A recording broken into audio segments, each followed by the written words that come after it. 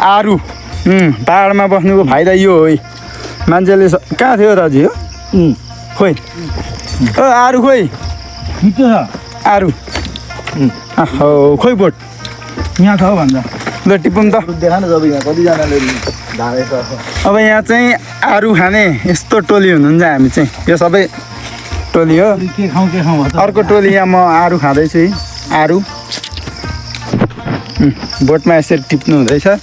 यस्तो दाना हुन्छ यो चाहिँ अर्ग्यानिक हो अर्ग्यानिक यस्तरी दल्ने हो फेरि ए हो यस्तरी दल्ने हो टाउकोमा दल्ने हो झुस जान्छ अनि यसलाई मिलाएर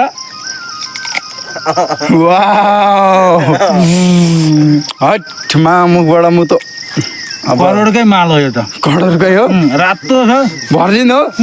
ल त्यसो भने ठिक छ अब ल मर्करी नै हो सबै यहाँ खाँदै हुनुहुन्छ र हाम्रो कविराज थापा दाइको नाम चाहिँ के पो हौ मिस्टर छेत्री अनि हामी एकदम रमाइलो उसमा छौँ है यो त म खान्न नि मामा यस्तो अनार यस्तो भेटेपछि कहाँ खान्छ हेर्नु न यस्तो रातो दानो छ यहाँ